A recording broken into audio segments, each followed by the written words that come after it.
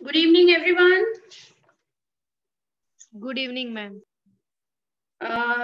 अपने लोग आज स्टार्ट कर रहे हैं यूनिट 4, है ना, इकोनॉमिक्स में। So that is exchange rate. So मुझे बता सकते हो what is the current exchange rate? Actually one US dollar equals to how much rupees? Google पे सर्च करो फटाफट से। 73। 73, okay, fine. So unit 4, exchange rate. Okay. So what do you mean by exchange rate? First of all, सबसे पहले क्या है हमारा exchange rate क्या है? So एक कंट्री की करेंसी के सामने दूसरे कंट्री की करेंसी की वैल्यू क्या है? That can be called as the exchange rate, right? So जैसे 1 US dollar equals to 73 rupee. That is a Indian rupee. Euros बताओ। 1 euro equals to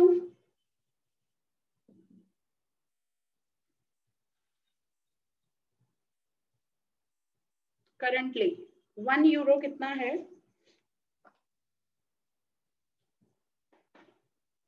how much Indian rupee? 89। 89 pounds. 1 pound equals to 98। 98। 8। ओहो, मैं जब अपनी studies कर रही थी, I think so 4 years back, उस वक्त पाउंड का रेट चल रहा था 92, 93। सो जैसे मैंने खुद ने इवन मैनेजमेंट अकाउंटिंग किया हुआ है, इट्स फ्रॉम यूके, राइट? सो उस वक्त 93 चल रहा था। मैंने जो फीस वगैरह ये सब कुछ पेड किया था, तो 1 pound इक्वल्स टू 93, अब 98 हो गया है। My God. सो इंटरनेशनल आपका जो बुक है पर्टिकुलरली क्या है? International trade, right? So international trade में आना ये तो जरूरी है exchange rate, because this is very important element जो हम लोग इंटरनेशनल ट्रेड के अंदर नेग्लेक्ट नहीं कर सकते। ठीक है, तो सबसे बेसिक आपको यहाँ पे दिया हुआ है exchange rate. What is exchange rate? So you have to write just basic meaning. So what is exchange rate? Exchange rate is a rate of which currency of one country is converted into the currency of another country. Because international trade करना है तो of course exchange rate जो चल रहा होगा उसी के basis पे importing exporting होगा, right? तो यहाँ पे एग्जाम्पल्स भी दिए हुए कि इंडियन सिटीजन हैज टू पे ₹60 टू बाय 1 US डॉलर। तो हम लोगों ने जनरली करंट रेट्स पे बात करें तो अच्छी बात है अगर आप करंट रेट लिख कर आते हो एग्जाम में, तो उससे क्या होता है, थोड़ा अलग सा ही इंप्रेशन क्रिएट होता है सामने वाले पेपर पर, मतलब पेपर चेकर पर। तो सबसे बेसिक आपको ये बताया हुआ है एक्सचेंज रेट जस्ट। और एक्सचेंज रेट कैसे डिटरमाइन होता है? कैन एनीवन टेल मी कि ये 1 US dollar equals to 73 rupees कैसे डिसाइड हुआ? How? GDP. No no no, this is actually, देखो एक्सचेंज रेट का मतलब क्या है? That is a price, right? हम लोग बोल सकते हैं वैल्यू। दैट इज वो किस में टर्म कर रहे हैं हम लोग? करेंसी में टर्म कर रहे हैं, उसको मनी में टर्म्स कर रहे हैं हम लोग। So that can also be called as a price, and the price is decided on the basis of demand and supply, right? So ये जो exchange rate decide होता है वो होता है demand and supply। अब यूएस डॉलर का यहाँ पर हम लोग हमारे कंट्री में ज्यादा डिमांड कर रहे हैं इंडिया में, and that is why US dollar की वैल्यू जो है वो ज्यादा है हमारे इंडियन रुपी से। मतलब एक US dollar equals to 73 rupees बता रहे हैं। मतलब आप सोचो कि इंडियन रुपी की वैल्यू कितनी डाउन है, कितनी डाउन। ऐसा क्यों है? क्योंकि हम लोग क्या कर रहे हैं, ज्यादा डिमांड कर रहे हैं, राइट? हम लोग यूएस डॉलर्स को ज्यादा मांग कर रहे हैं, एंड दैट इज व्हाई ये वैल्यू जो हो रही है उस तरीके से आ रही है। एक डिमांड सप्लाई भी आता ही है, लेकिन कुछ और फैक्टर्स भी होते हैं एक्सचेंज रेट में कि कंट्री का इंपोर्टिंग एक्सपोर्टिंग कैसा है, वो सारी चीजें भी फैक्टर्स हम लोगों को ध्यान में रखने पड़ते हैं। बट आजकल यू नो कि आफ्टर ग्लोबलाइजेशन जो एक्सचेंज रेट डिसाइड किया जाता है वो डिसाइड किया जाता है on the basis of demand and supply, right? Before globalisation government decide करता था, पूरा कंट्रोल करता था, एक्सचेंज रेट को अपने कंट्रोल में रखता था। बट आफ्टर ग्लोबलाइजेशन, लिबरलाइजेशन, जो हमारे इकोनॉमिक रिफॉर्म्स आए थे 1991 में, उसके बाद क्या हो गया, फ्री एक्सचेंज मतलब फ्लेक्सिबल एक्सचेंज रेट सिस्टम हम लोगों ने अपनाया, और दैट इज मार्केट, मार्केट पे छोड़ दिया कि जैसा मार्केट अब हो, तो जितनी डिमांड हो, जैसा सप्लाई हो, उस according. So generally you know, मैं आपको दिखाऊं तो मुझे जनरली बताना डिमांड का कर्व कैसे जाता है। This is the x axis and this is the y axis. Okay, so there here is the demand, ठीक है, और मैं सप्लाई भी ले रही हूँ दोनों साथ में ही, and here I will take the price. कैसा है स्लोपिंग डिमांड का? इट्स अ डाउनवर्ड स्लोपिंग और अपवर्ड स्लोपिंग, आप लोग पढ़ते हुए आए हो demand. Yes, it's a downward sloping और अपवर्ड स्लोपिंग। कैसा होता है डिमांड का curve? What is the relation between the price and demand generally? Downwards. Downwards, yes. If the price of the product increases, then the demand of that particular product reduces, right? So there is an inverse relation, indirect relationship between the price and demand, right? So here is the downwards relation, right? Demand और supply का कैसा relation है? Supply और price Upward. upward. Okay. So at some point, demand and supply meet together, right? So that point, this point can be called as a equilibrium point. This is called as in when demand and supply are same. ठीक है? So ये point को क्या कहा जाएगा? मतलब ये वाले price पे, ये price पे, say for example ये 50 rupees है, right? मतलब price यहाँ पे हम लोग बोल सकते हैं exchange rate. क्या बोल सकते हैं हम लोग? Exchange rate. Say for example 50 rupees है, और 50 rupees पे हमारा डिमांड और सप्लाई क्या हो रहा है? इक्वल हो रहा है, मतलब जो क्वांटिटी डिमांड हो रही है और क्वांटिटी सप्लाइड हो रही है वो क्या है? इक्वल है। तो फॉर एग्जांपल यहाँ पे मैं 100 यूनिट्स ले रही हूँ, 100 यूनिट्स पे मतलब डिमांड भी हमारे 100 यूनिट्स है, सप्लाई भी हमारी 100 यूनिट्स है। कौन से प्राइस पे? 50 रुपीज पे, ठीक है। फॉर एग्जाम्पल अगर डिमांड बढ़ती है, राइट, मतलब ये मैं आपको बता रही हूँ कि एक्सचेंज रेट कैसे बढ़ता है, क्या होता है जनरली। अगर डिमांड बढ़ती है तो वो किस साइड शो करूंगी मैं? राइट साइड और लेफ्ट साइड? अगर डिमांड बढ़ती है तो generally this is the demand and this is supply. मुझे बताओ, ये उसमें थोड़ा आपको मैंने बताया इक्विलिब्रियम स्टेज, मैं किस साइड बढ़ाऊं अगर डिमांड बढ़ती है? This is the demand, supply and this is the exchange rate. Right side. Right side, Right. Because ये साइड डिमांड बढ़ रही है। सो राइट हैंड साइड मतलब this is the demand curve, so this side, right, so this is the 1 minute, so this is the increase of demand, right. देखो अगर market में demand बढ़ रही है तो पहले था 50 रुपए, इस पे 50, अब क्या हो गया प्राइस? बताओ मुझे, एक्सचेंज रेट अब क्या हो गया जनरली? अब क्या हो गया? इंक्रीज हो गया, से फॉर एग्जांपल 70 हो गया ना।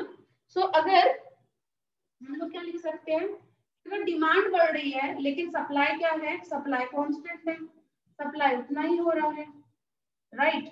तो ऐसे सिचुएशन में क्या होता है? एक्सचेंज रेट क्या होता है जनरली? हाई, बढ़ जाता है। देखो यहाँ पे भी वही सिचुएशन है कि 1 US डॉलर की डिमांड तो बहुत ज्यादा है हमारे कंट्री में, लेकिन उसका सप्लाई नहीं हो रहा, इस वजह से 73 रुपीज है उसका। अभी सामने इंडियन रुपी जो वैल्यू दिखा रहा है डेट इज 73। भाई इंडियन रुपीज में अगर हम लोग कन्वर्ट करें उसको तो $1 इक्वल्स टू कितना आ रहा है, 73 आ रहा है।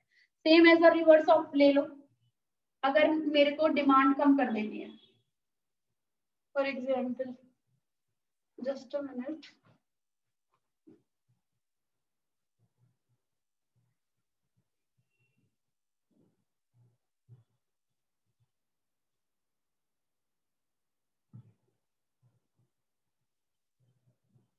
डिमांड मुझे कम कर देनी है तो मैं क्या करूंगी, सीधी सी बात है, इसका शिफ्ट वर्ड क्या हो जाएगा, लेफ्ट हैंड साइड इसका शिफ्ट वर्ड हो जाएगा।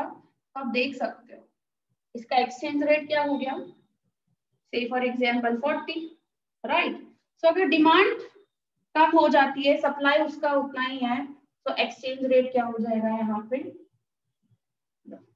हम अगर इंडिया वाले यूएस डॉलर की मांग ही नहीं करें तो यूएस डॉलर का जो वैल्यू है इंडियन रुपीज में वो क्या हो जाएगा, कम हो जाएगा, समझे। So this is the actually happens in the economy. इस तरीके से ही एक्सचेंज रेट्स डिटरमाइन किया जाता है। मैंने आपको जनरली सिर्फ डिमांड दिखाया, इसी तरीके से सप्लाई में भी हम लोग कर सकते हैं। डिमांड को कांस्टेंट रखो, सप्लाई में चेंजेस लाओ, तो भी एक्सचेंज रेट अप डाउनिंग होगा। प्लस यहाँ पे मैं दोनों को चेंज कर सकती हूँ, मैं डिमांड को बढ़ाऊं, सप्लाई को कम करूं, डिमांड को भी बढ़ाऊं, सप्लाई को भी बढ़ाऊं। So there are various alternatives, बहुत सारे ऑल्टरनेटिव्स है जिसकी वजह से क्या होता है, एक्सचेंज रेट हमारा चेंज होता है। सो कभी डिमांड भी चेंज होती है, डिमांड से फॉर एग्जांपल 5% चेंज हो रही है तो सप्लाई 10% चेंज हो रहा है, कभी कभी ऐसे सर्कमस्टेंसेस भी होते हैं। So this is how actually, बस हम लोगों को क्या करना होता है कि दिखाना पड़ता है, ग्राफिकल प्रेजेंटेशन वगैरह करनी पड़ती है, जिससे प्रूफ हो जाता है कि हाँ भाई एक्सचेंज रेट बढ़ा है नहीं हुआ है। तो इस तरीके से इकोनॉमी में, इस इकोनॉमिक्स में इस तरीके से जनरली हम लोग एक्सचेंज रेट डिटरमाइन करते हैं। तो समझ में आया आपको। इसी तरीके से अगर मेरे को सप्लाई बताना हो तो सप्लाई भी इसी तरीके से आएगा। देखो मैं सप्लाई बता देती हूँ, this is the demand and this is the supply, ठीक है। अब डिमांड उतनी ही रख रही हूँ, वो डिमांड में कोई चेंज नहीं आ रहा है, डिमांड जितनी पहले थी उतनी ही अभी है। सप्लाई क्या हो गई, बढ़ गई।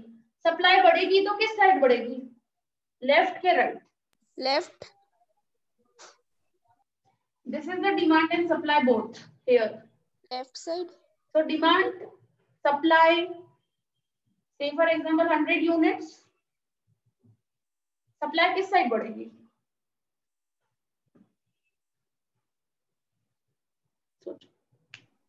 Right side.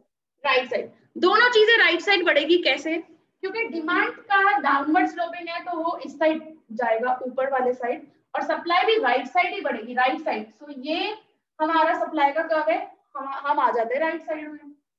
सो ये हो गया हमारा सप्लाई का क्या हुआ, इंक्रीजिंग हुआ, ठीक है। सो ये सप्लाई, न्यू सप्लाई अपने को मिल गई, राइट। सो डिमांड पहले थी 100 यूनिट्स की, ठीक है, और सप्लाई भी 100 यूनिट पे हो रहा था और प्राइस था 50। अब क्या हो गया, सप्लाई को मैंने कम कर दिया, सॉरी ज्यादा किया सप्लाई का।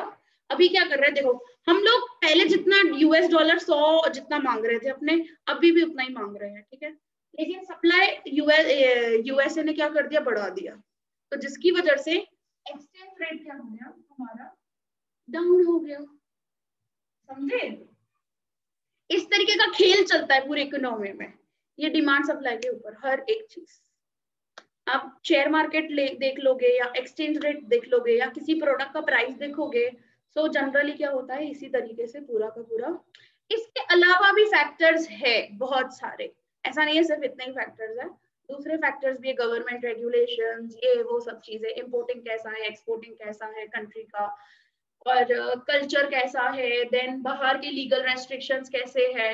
तो वो सब फैक्टर्स भी मैटर करते हैं जब हम लोग इंटरनेशनल ट्रेडिंग करते हैं। But exchange rate is also one of the main element of the international trade, इस वजह से पूरा चैप्टर आपको उसके ऊपर दिया हुआ है, ठीक है। सो जस्ट एक बेसिक सा क्लियर हुआ कि what is exchange rate and how it is determined and how it is changes with the help of demand and supply. Tell me, clear everyone? So the basic,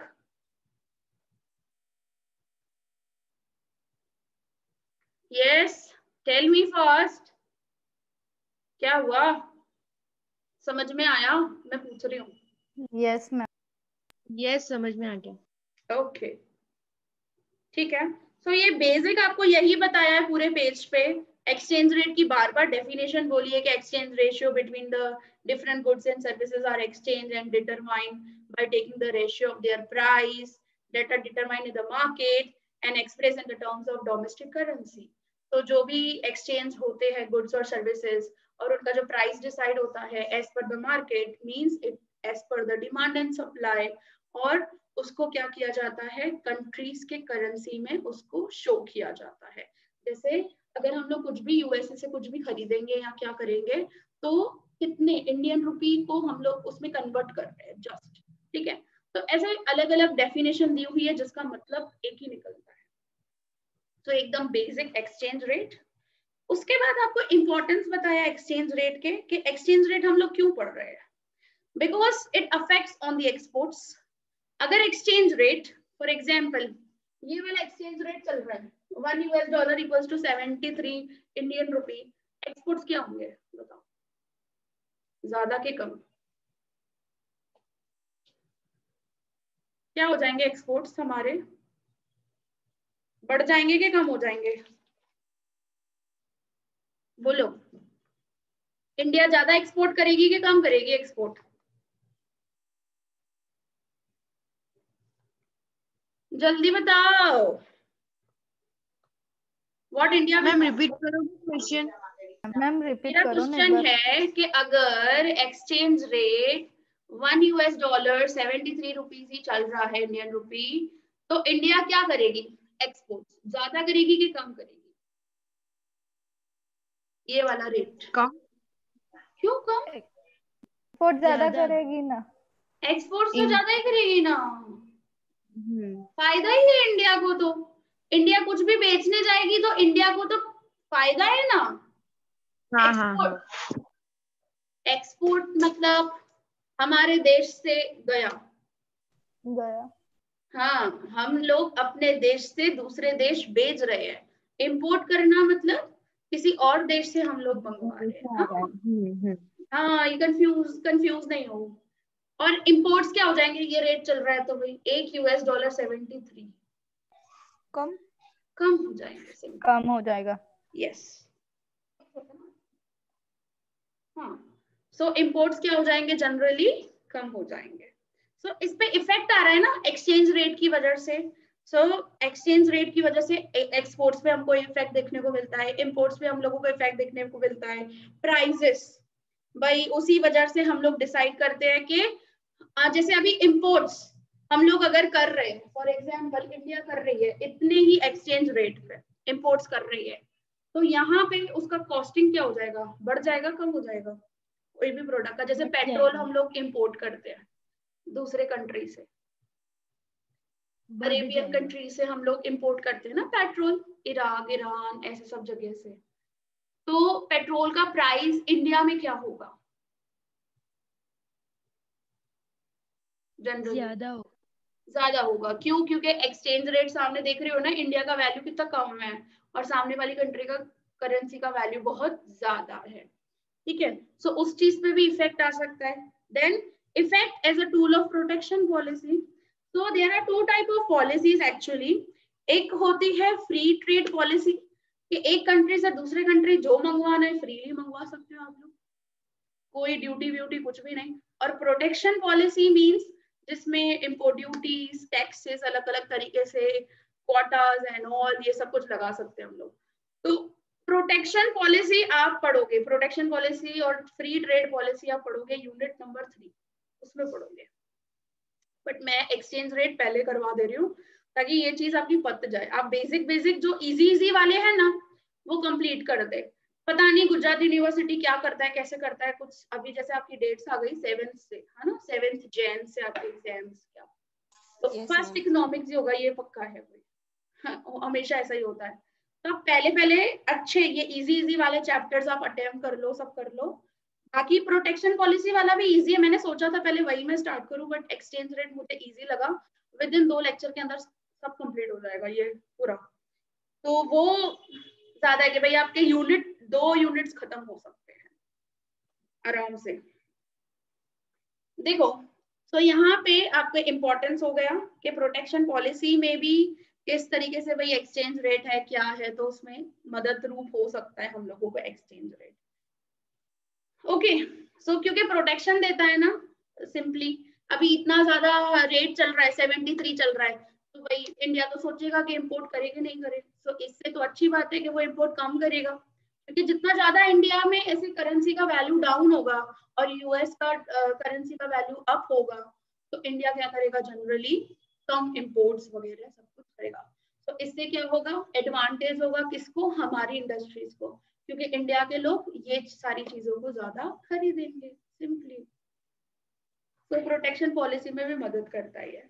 फिर आपको दिया हुआ है यहाँ पे फ्लेक्सिबल एक्सचेंज रेट, ठीक है, क्या दिया हुआ है यहाँ पे, एक सेकंड में इसको रब कर दूं।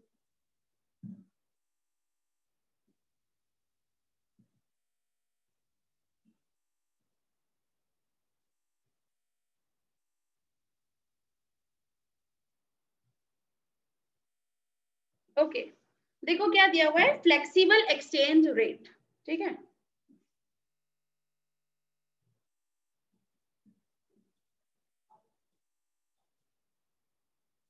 ये अडॉप्ट हुआ कब, आफ्टर 1991, हाँ वो इकोनॉमिक रिफॉर्म्स के बाद फ्लेक्सिबल एक्सचेंज रेट।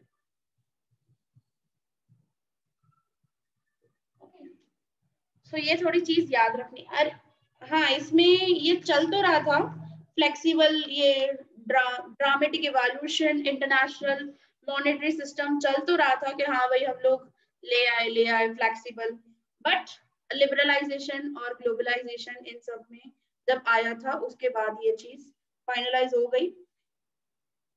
क्योंकि ना देखो एक्चुअली एलपीजी क्यों आए थे, कोई मुझे बता सकता है?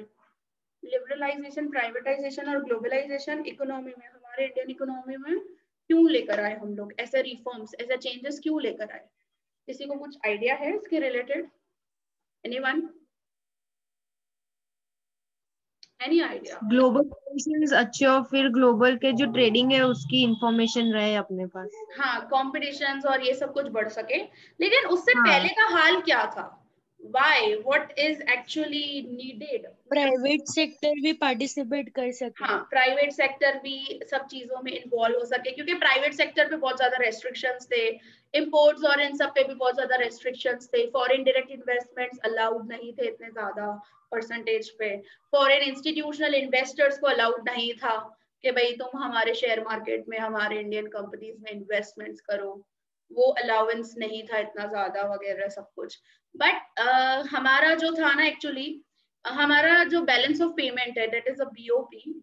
BOP, what is BOP? That is a statement actually, accounting statement showing the overall expenditures, overall incomes and expenditures of the country with the other countries, right? So this is actually accounting statement बनाई जाती है, इसको हम लोग BOP बोलते हैं, balance of payment, जिसमें दूसरे कंट्री से हम लोगों ने क्या एक्सपेंडिचर्स और इनकम हम लोगों ने की है, जैसे इंपोर्टिंग, एक्सपोर्टिंग, सारी चीजें, हम लोग कुछ लोन ले रहे हैं किसी बाहर की कंट्री से या क्या, वो सब चीजें हम लोग बीओपी में मेंशन करते हैं।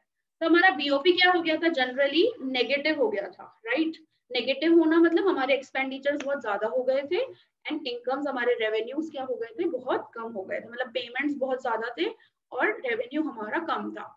क्यों ऐसा था? बिकॉज हमारे इम्पोर्ट्स बहुत ज्यादा थे, हम लोग टेक्नोलॉजीज इंपोर्ट करते, रॉ मटेरियल्स इंपोर्ट करते, काफी बार फिनिश गुड्स इंपोर्ट करते, यू नो चाइना से भी कितना सब कुछ इंपोर्ट किया जाता है, इलेक्ट्रॉनिक गुड्स, ये वो सब चीजें जनरली चाइना से सब कुछ आती थी, जापान से हम लोग टेक्नोलॉजी, जर्मनी से टेक्नोलॉजीज, रॉ मटेरियल्स, कैपिट, इवन हम लोग लोन्स लेते डिफरेंट डिफरेंट कंट्रीज से। तो सामने रेवेन्यू कम, हमारे एक्सपोर्ट्स और ये सब कुछ कम, और सामने क्या था, जनरली हमारे ये सब चीजें, पेमेंट्स हमारी क्या हो गई थी, बढ़ गई थी, एक्सपेंडिचर्स बहुत बढ़ गए थे, इस वजह से हमारे कंट्री का बीओपी क्या हो गया था, नेगेटिव हो गया था। एक वो रीजन था। दूसरा बहुत ज्यादा इन्फ्लेशन हो गया था इकोनॉमी में, बहुत जबरदस्त का इन्फ्लेशन, कुछ 18% जितना 19% जितना इन्फ्लेशन हो गया था इकोनॉमी में, बहुत प्राइसेस बहुत ज्यादा हाई हो गए थे और पब्लिक सेक्टर एकदम लॉसेस में, बहुत सी ऐसी पब्लिक सेक्टर एंटरप्राइजेस थी जो बहुत ज्यादा लॉसेस में हो गई थी और जिसमें प्रॉफिट्स भी बहुत ज्यादा कम हो गए थे, ऐसी भी थी। और कुछ ऐसी 3-4 थी जो आज आपको देखने को मिलती है, जैसे ONGC है, BPCL है, भारत पेट्रोलियम एंड ऑल, ये सब अभी आपको देखने को मिलती है जो अभी भी पब्लिक सेक्टर की जिंदा है भाई, क्लोज डाउनिंग नहीं हुआ है या फिर उसका प्राइवेटाइजेशन नहीं हुआ है। तो ये सब कुछ एक्चुअली हाल था कंट्री का and that is why country के पास पैसे नहीं थे भाई। सो कंट्री ने IMF से इतने बिलियंस ऑफ रुपीस उसने लिए और IMF that is international monetary fund ने सामने शर्त रखी कि हाँ भाई, तुम कंडीशंस रखी थी कि तुम लोगों को तभी इतना पैसा दिया जाएगा इस इंडिया को कि जब तुम अपने देश में इकोनॉमिक रिफॉर्म्स ले आओगे, चेंजेस ले आओगे, इकोनॉमिक पॉलिसीज को चेंज करोगे, प्राइवेट सेक्टर को इंपॉर्टेंस दोगे, लिबरलाइज्ड पॉलिसीज अपनाओगे, ठीक है, तो जिससे ग्रोथ हो सके कंट्री का, जिससे डेवलपमेंट हो सके, जिससे GDP बढ़ सके, प्राइस को कंट्रोल किया जा सके, समझे। तो ये सब प्रॉब्लम्स थी और ये सब की वजह से इकोनॉमिक रिफॉर्म्स हमारे इंडिया में 1991 में स्टार्टअप किए गए, एस्टैब्लिश किए गए, जिसमें LPG हम लोग बोलते हैं, liberalised privatisation and the globalisation. और ये फ्लेक्सिबल एक्सचेंज रेट सिस्टम भी उसी वक्त अपनाया गया इंडिया के अंदर। Means according to the market circumstances, according to the demand and the supply of the currencies of different countries, उसके बेसिस पे ही यहाँ पे एक्सचेंज रेट डिसाइड किया जाता था। ओके, सो यहाँ पे आपके पास जस्ट फ्लेक्सिबल और हम इसको इवन फ्लोटिंग एक्सचेंज रेट भी बोलते हैं। सो यहाँ पे एक बार मैं जस्ट डेफिनेशन पढ़ रही हूँ इसकी कि क्या लिखा हुआ है। So the rate which is freely determined by the demand and supply factors in the open market is known as flexible exchange rate. It's so simple. आप अपनी definition भी बना सकते हो। The rate at which the other countries' currencies actually converted into domestic currency according to the market circumstances, that is a demand and supply. So हम लोग अपना भी बना सकते हैं, ऐसा कुछ हो नहीं है, ठीक है। तो यहाँ पे आपको पूरा बताया हुआ है कि पहले कौन सा सिस्टम चलता था, किस तरीके से चलता था। मतलब पहले क्या होता था, फिक्स सिस्टम चलता था, फिर एक गोल्ड सिस्टम भी था कि पर्टिकुलरली इतना गोल्ड रखना पड़ता था। मतलब हम लोग टर्म कैसे करते थे, कोई भी कंट्री की करेंसी को गोल्ड में हम लोग टर्म करते थे, तो ऐसा सिस्टम भी चलता था। फिर ब्रिटेन वुड्स सिस्टम आया। सो ब्रिटेन वुड्स सिस्टम में भी क्या हुआ, वो भी सक्सेसफुल एक्चुअली नहीं हुआ था। एक सेकेंड में पढ़ती हूँ कि यहाँ वो ब्रिटेन वुड्स सिस्टम वगैरह क्या था। सो हाँ, बस करेंसीज को डॉलर्स में कन्वर्ट करना है, वो वाला ही सिस्टम था एक्चुअली, जो पहले गोल्ड में किया जाता था। सो देखो इसमें लिखा हुआ है कि 1944 with the war almost over, मतलब वर्ल्ड वॉर 2 खत्म हो गया था, international policy coordination was starting to make sense in everybody's mind. Along with other international organizations created during those years, the Bretton Woods Agreement was signed, putting in place a new pegging system, that is a new exchange rate system, that currencies are pegged to the dollar. मतलब हर एक country की currency को किस में किया जाएगा, dollars में किया जाएगा। So that is the common, very common ये डॉलर एक्सेप्ट किया गया था। बट ऐसे कैसे हो सकता है कि अभी तो हम लोग जैसे कैसे $1 इक्वल्स टू इंडियन रुपी या €1 इक्वल्स टू, बट पहले क्या होता था, हर एक कंट्री की करेंसी को डॉलर में ही ले आओ। तो ये भी सक्सेसफुल नहीं गया था और इसकी वजह से ये पूरा सिस्टम हटा के पूरा डिमांड सप्लाई के अकॉर्डिंग किया। So it was not until 1973 when Bretton Woods system completely collapsed that countries started to implement flexible exchange rate system. So ये वाला भी ब्रेटन वुड्स वाला सिस्टम भी खत्म हो गया और फिर flexible exchange rate system finally adopt किया गया, ठीक है। तो यहाँ पे क्या लिखा हुआ है, हाँ इसके जस्ट एक कैरेक्टरिस्टिक्स फीचर्स बताया कि the value of currency is allowed to be fluctuate freely according to the changes in the demand and supply. There is no official intervention. Government कोई भी इंटरफेयर नहीं करेगी ये वाले चीज में भाई इन the foreign exchange market. Flexible exchange rate is also known as floating exchange rate, and the exchange rate is determined by the market through the interactions of thousands of the banks, firms, other institutions seeking to buy and sell for the purposes of making transaction in the foreign exchange. मतलब ये buying और selling, जितना buying selling जितना होगा means according to the demand. हम लोग जितना purchase करेंगे, जितना सेल करेंगे, सप्लाई करेंगे, उसके बेसिस पे ही क्या होगा, एक्सचेंज रेट डिसाइड किया जाएगा. ठीक है, क्योंकि बहुत सारी फर्म्स ये सब कुछ हम जैसे अभी फॉर एग्जांपल अगर मुझे दुबई जाना हो, राइट, तो मैं द्राम्स में कन्वर्ट करवा के जाती हूँ अपनी इंडियन रुपी, या फिर मैं यूएस डॉलर्स में कन्वर्ट करवा के जाती हूँ. तो व्हाट आई डू, मैं बाय कर रही हूँ ना यूएस डॉलर्स को, मैं खरीद रही हूँ क्योंकि मुझे नीड है, राइट, मैं डिमांड कर रही हूँ उस चीज की. तो ऐसा बहुत है हमारे कंट्री में, और इसी वजह से हमारी कंट्री की वैल्यू क्या है कंपेयर टू यूएसए, क्या है, डाउन है उसके सामने. ठीक है, तो यहाँ पे दो तरीकों के फ्लेक्सिबल एक्सचेंज रेट आ जाते हैं आपके पास. उसके दो टाइप्स हैं. ठीक है, एक है प्योर फ्लेक्सिबल एक्सचेंज जो हम लोग अभी तक बात कर रहे थे, जिसकी उसको हम लोग pure flexible exchange rate system बोलते हैं. और एक आता है मैनेज फ्लोटिंग सिस्टम, और इवन हम लोग इसको बोलते हैं डर्टी फ्लोटिंग सिस्टम या फ्लेक्सिबल सिस्टम. समझे? अब इसमें क्या होता है, इसमें फर्क क्या है, अभी तक जितना हम लोगों ने फ्लेक्सिबल एक्सचेंज रेट समझा वो था ये प्योर फ्लेक्सिबल एक्सचेंज, पूरा का पूरा according to the demand and supply. Manage और डर्टी फ्लोटिंग क्या होता है, इसमें जनरली अगर बहुत ज्यादा डिमांड सप्लाई और ये जो एक्सचेंज रेट हमारे कंट्रोल से बाहर हो जाता है कि इंडियन रुपी का करेंसी का वैल्यू डाउन होता जा रहा है, मतलब इसका मतलब ऐसे $1 इक्वल्स टू 80 हो गया, 85 हो गया, 90 हो गया, मतलब इंडियन रुपी की वैल्यू क्या हो रही है, यूएस डॉलर के सामने डाउन होती जा रही है. फिर सरकार आएगी बीच में, गवर्नमेंट आएगी बीच में कंट्रोल करने के लिए, सेंट्रल गवर्नमेंट आएगी भाई बीच में, या इवन इसमें मेनली जनरली क्योंकि यू नो कि गवर्नमेंट के सारे जो ट्रांजैक्शंस है वो करता है आरबीआई, राइट, सेंट्रल बैंक. तो जनरली इसमें कौन आएगा, RBI, that is a central bank बीच में आएगी, फिर वो कंट्रोल करेगी एक्सचेंज रेट को. समझे?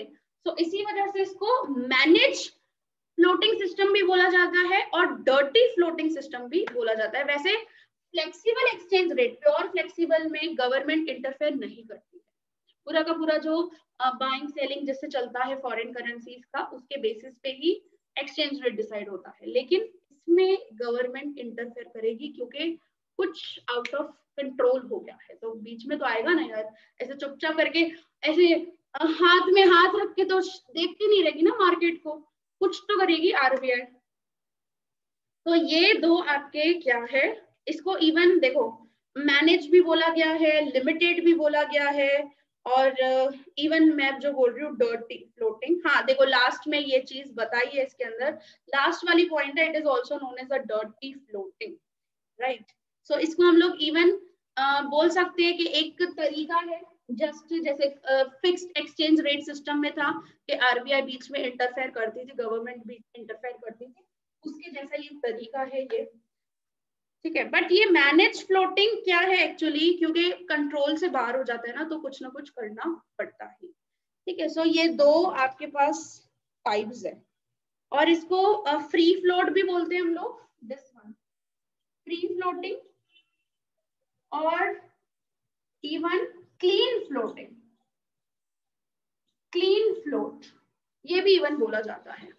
ठीक है, सो ऐसे नाम आपको याद करने हैं, जस्ट कि एक दो चीजें ना एमसीक्यू वगैरह में पूछ लेते हैं इसमें से, और बाकी तो आपको क्या करना है, जस्ट मीनिंग लिखनी है, और थोड़ा बहुत इसमें हमको बताना है कि according to the demand and supply exchange rate, मतलब डिमांड और सप्लाई जब इंटरेक्ट करते हैं एक दूसरे के साथ, and that is actually the equilibrium price, तो वो वाला ही एक्सचेंज रेट को यहाँ पे कंसिडर किया जाता है.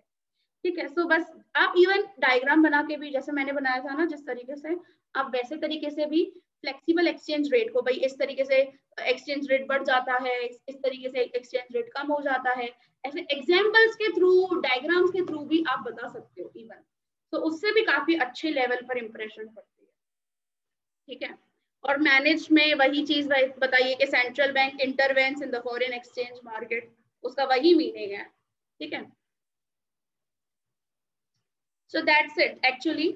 और इसमें आर्ग्यूमेंट्स है, arguments in the favour of flexible, कि फ्लेक्सिबल एक्सचेंज रेट के फेवर में इससे क्या क्या होगा, इससे बेनिफिट क्या हो सकता है, और फ्लेक्सिबल एक्सचेंज रेट के आर्ग्यूमेंट्स अगेंस्ट, मतलब लिमिटेशन क्या हो सकती है यहाँ क्या, सो वो दोनों बताए हैं यहाँ पे,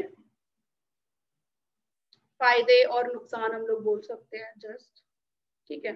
सो एक ये चीज जस्ट हम लोगों को आर्ग्यूमेंट्स करने हैं, इसमें से कोई भी एक पूछ सकते हैं, आई थिंक फेवर या तो फिर अगेंस्ट, कोई एक पूछ ले, तो हम लोग करेंगे इसको नेक्स्ट लेक्चर में। और ये 5th वन जो क्वेश्चन है डिटर्मिनेशन ऑफ एक्सचेंज रेट, वो मैंने आपको बताया, मैंने सिखाया, लेकिन एक बार फिर से मैं ओवरव्यू करूंगी, इसका डायग्राम भी उसमें यही बनाया हुआ है पर्टिकुलरली, उसी तरीके से जो मैंने आपको पहले बताया, ठीक है। And the most IMP question, that is a 6 number question, purchasing power parity theory of the exchange rate. तो फटाफट से 10-15 मिनट में हम लोग ये कंप्लीट करके मैं सीधा जंप करूंगी किसके ऊपर, purchasing power parity theory of the exchange rate. This is one of the most IMP theory जो हमेशा पेपर में आती है, ठीक है। दैट्स इट, बस हम लोगों को 3 आंसर जितने ही करने हैं ज्यादा, और फिर ये चैप्टर पूरा का पूरा फिनिश हो जाता है, ठीक है। Okay everyone.